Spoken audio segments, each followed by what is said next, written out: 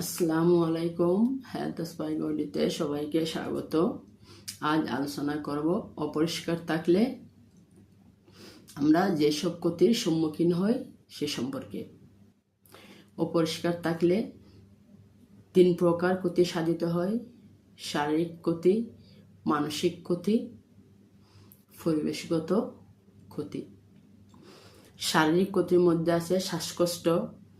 অপরিষ্কার থাকলে মুখ এবং পরিবেশ থেকে শ্বাসতন্ত্রের সংক্রমণ হয়, সিওপিডি নামে রোগে আক্রমণ হই আমরা।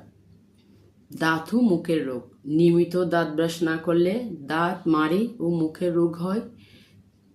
এমনকি কারো মাড়ি থেকেও রক্তপুঞ্জ হতে পারে। পেটের সমস্যা হয়, অপরিষ্কার হাতে খাবার খেলে ডায়রিয়া হয়, পেট ব্যথা হয়। অন্যান্য শারীরিক সমস্যার মধ্যে অস্বস্তি, অশান্তি, শরীরে ঘাম হওয়া, মাথা ব্যথা, ঘুমের সমস্যা এবং ক্ষুধাও মন্দা হয় অপরিষ্কার থাকলে। মানসিক ক্ষতির মধ্যে আছে মানসিক চাপ। অপরিষ্কার থাকলে মানসিক স্বাস্থ্যের উপর নেতিবাচক প্রভাব আসে, যার ফলে অস্থিরতা এবং ক্লান্তি সৃষ্টি হয় মননে। পরিবেশগত ক্ষতির মধ্যে আছে দূষণ।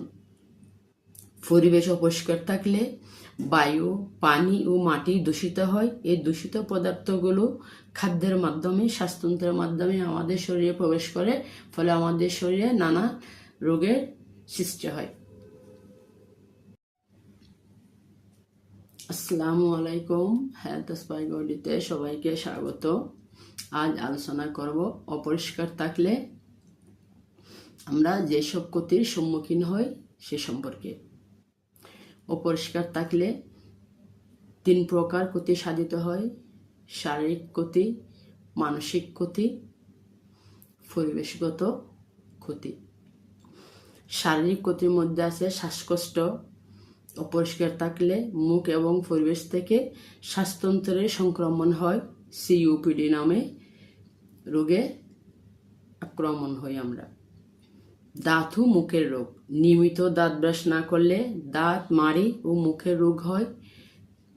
এমনকি কারো মাড়ি থেকেও রক্তপুঞ্জ হতে পারে। পেটের সমস্যা হয়, অপরিষ্কার হাতে খাবার খেলে ডায়রিয়া হয়, পেট ব্যথা হয়। অন্যান্য শারীরিক সমস্যার মধ্যে অস্বস্তি, অশান্তি, শরীরে ঘাম হওয়া, মাথা ব্যথা, ঘুমের সমস্যা এবং